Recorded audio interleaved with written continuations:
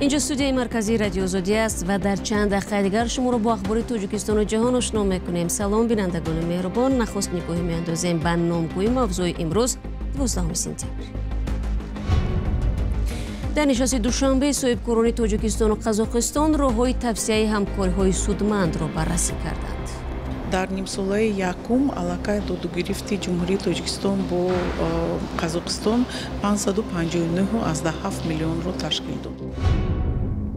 مجری تاجیک میگوید به کمک میانروها نیز دریافت کار در اتحادیه اروپا و از جمله کشورهای ساحل بحر بالتیک امکان پذیر است.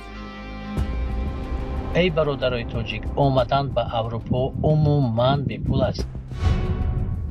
و بانک مرکزی روسیه امید دارد که از حساب بالا بردن فایز قرض قرب روبل روسی را تحکیم بخشد. امروز در همایش در دوشنبه تاجران تاجیک و قزاقستانی راه‌های نو و افزایش حجم دادوگیرفت دو کشور را بررسی می‌کنند. تاجیکستان از قزاقستان اساساً گندم و مواد سوزشواری می‌خرد و بر عوض محصولات کشاورزی بروقتی را می‌فروشد. بهار امسال در همایش در قزاقستان صاحبکاران دو کشور 40 سازشنامه را با مبلغ بیش از 2.5 میلیارد دلار آمریکایی امضا کرده بودند. اسکندر فیروز و امیر ایسویف موضوع را ادامه می‌دهند.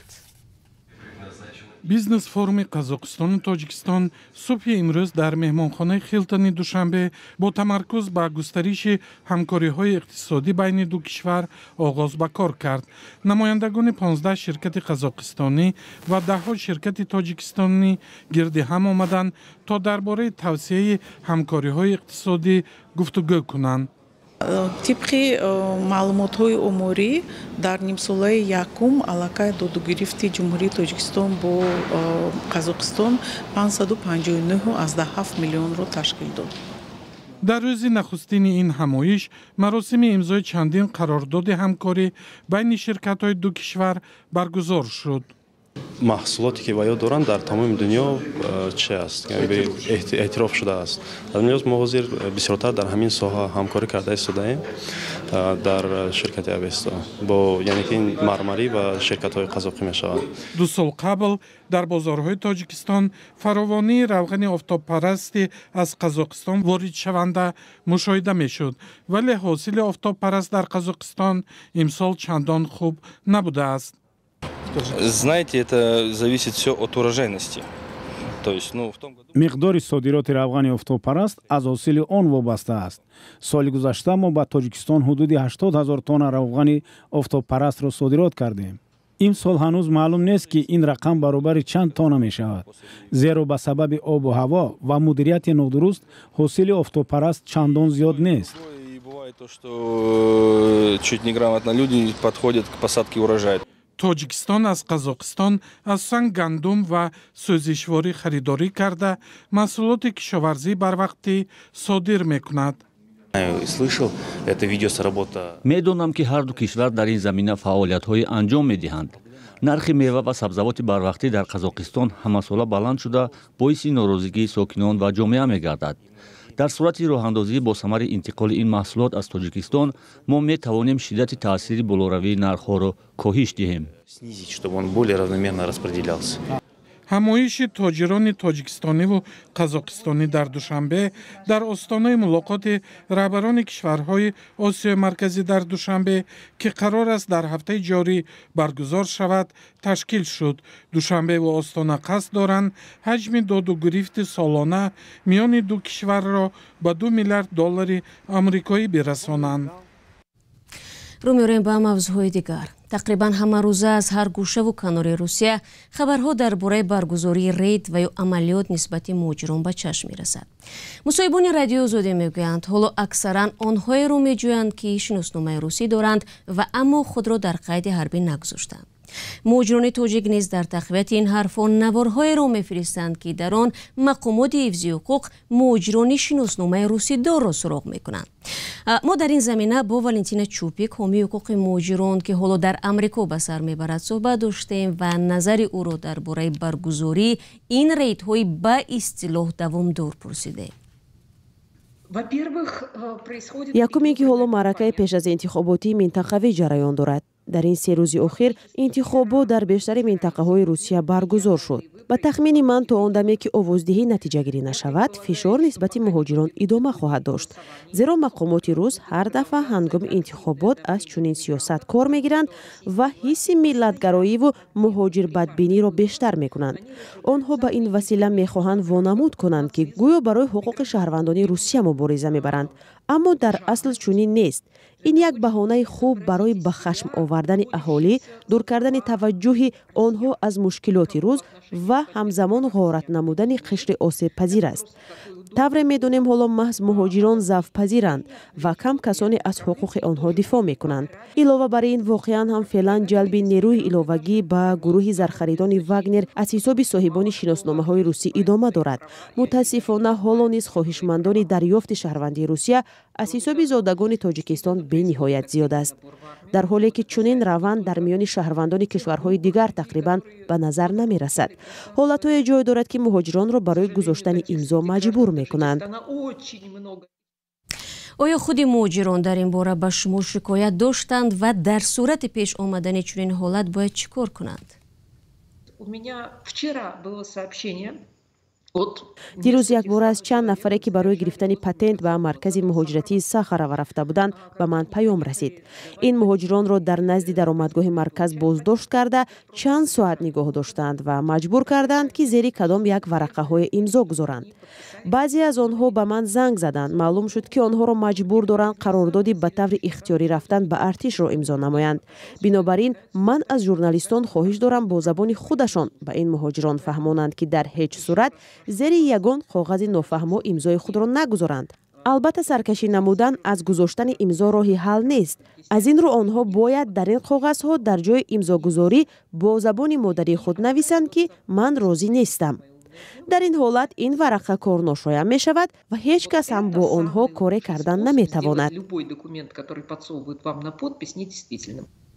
дар идомаи суҳбат аз Валентина Чупик пурсидем ҳоло онҳое ки шаҳрвандии Русияро доранд аммо намехоҳанд ба хизмат раванд, роҳе барои ҳалли ин муаммояшон вуҷуд дорад? Спросите любого таджика, оформившего российское гражданство, зачем он это сделал. шумо агар дилхоҳ тоҷикро бипурсед чаро шаҳрвандии Русия шудааст, 99% онҳо дар посух мегӯянд ки барои насупоридани пули патент. акнун онҳо дигар муҳоҷир нестанд. ман ва сафорати Тоҷикистон аз ҳаққи онҳо дифоъ карда наметавонем. ҳеҷ кас аз онҳо дифоъ карда наметавонад. онҳое ки интихоби худро карданд бояд мушкилоташонро дигар худашон ҳал кунанд. Добиваться от своего правительства, чтобы оно уважало ваши права. Вот идите и добивайтесь. Валентина Чупик буд ки оиди баргузории рейдҳо дар нисбати муҳоҷирон дар Русия назар дод. солҳои охир садҳо муҳоҷир аз Тоҷикистон барои раҳоӣ аз пардохти маблағи патент ва таъқиби пулис талош карданд шиносномаи Русияро соҳиб шаванд.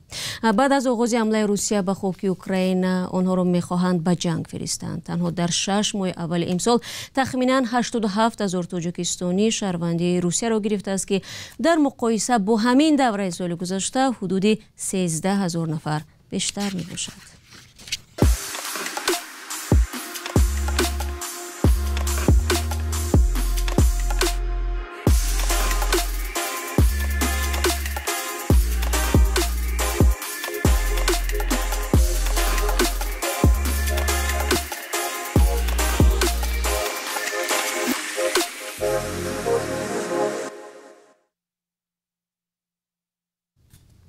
мавзӯи муҳоҷиратро идома медиҳем. бо сахттар шудани вазъи кору зиндагӣ дар Русия, муҳоҷирони меҳнатӣ аз Тоҷикистон роҳи сафари худро ба кишварҳои аврупоӣ, хосатан ба 3 давлати соҳили баҳри Балтик, Латвия, Литва ва Эстония ҳамвор мекунанд. бо таваҷҷӯҳ ба он ки пас аз оғози ҷанги Русия дар Украина талабот ба ронандаҳо дар ширкатҳои боркашонии кишварҳои аврупоӣ бештар шудааст, муҳоҷирони тоҷик низ аз имконияти муносиб истифода мебаранд. қаблан ин бозорро муҳоҷирон از اوکراین پر می‌کردند. نگار فضلیدین از پای تحلیل همین موضوع بود. این جوانی 33 ساله چند روز پیش از ناحیه رشت به دوشنبه آمد.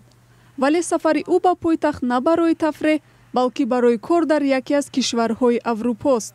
این اولین سفر طلبشاه خنیپوی 33 ساله به یک کشور اروپا است. اما نه برای سیر بلکه همچون مهاجر برای کار سفر دارد. با وجود این طلبشاه خیلی خرسند است ки ин кор ба ӯ амалӣ шудааст. корхонае ки ман барои кор ба он ҷо муроҷиат кардам, номаш Blairus мебошад ва ширкати логистикӣ аст ки метавонанд танҳо дар он ҷо шофёрҳо, кадоме ки шофёр бошад муроҷиат намояд. ман ба ин корхона бе миёнарав масалан муроҷиат кардам. ман аз касе кӯмак нахостам. масалан рӯзе ҳастанд ширкатҳое ки миёнаравӣ мекунанд, аз нодонии баъзе бародарҳо истифода мебаранд, пулҳояшонро мегиранд. пеш аз ин талабшо барои кор ба Русия мерафт. ҳоло барои ӯ дар Русия кор ва даромади хуб пайдо кардан мушкил шудааст. баъди давутозҳои зиёд акнун роҳи Аврупо барояш боз шуд. вақте ки ман дар он ҷо ҳамчун сохтмончиам кор кардам, муддати 1 сол ман зиёд кор накардам ва хеле азоби бисёр каштем дар он ҷо. то ҳол хеле ки мо дар шабакаҳои иҷтимоӣ ҳам мебинем, раванди муҳоҷират дар давлати Русия хеле мушкил аст. нафароне ки таҷрибаи кор дар Аврупоро доранд мегӯянд муҳоҷират ба Аврупо ҳоло чандон мушкил нест, агар корҷӯён ба доми қалобон нафтанд. солҳо боз Илҳом Маликов дар Аврупо ронандаи мошини боркаш аст. бо даҳҳо ширкатҳои логистикӣ шартнома дорад. ӯ аз тариқи шабакаҳои иҷтимоӣ ба ҳамватанони корҷӯяш машваратҳои ройгон медиҳад. ман то 45 000 сомон бародаро аз кадом орҷингизовод даст дода ба ҳамин ҷо меомадем. то ҳол ин кор вуҷуд дорад. ҳаминро аз парвардигор умед дорам ки ҳаминро агар шумо дастгирӣ кунеду дар тамоми ҷо ҳаминро фаҳмонед ки эй бародарои тоҷик, омадан ба Аврупо умуман бепул аст. ба гуфтаи Илҳом Маликов ҳоло фақат дар Литва тақрибан 8000 тоҷикистонӣ ба сар мебаранд ки аксари онҳо бо мошинҳои борбар ва боркашонӣ машғуланд. феълан кишварҳои Балтик ба қувваи кории бештар ниёз доранд. яке аз соҳаҳое ки бештар ниёз ба нерӯи корӣ дорад, бахши интиқоли молу коло будааст. ширкатҳои зиёд дар ин кишварҳо дар сомонаҳои худ эълон медиҳанд ва довталабони зиёдеро аз кишварҳои пасошӯравӣ ба кор ҷалб мекунанд. дар миёни онҳо корҷӯёни тоҷик ҳам кам нестанд.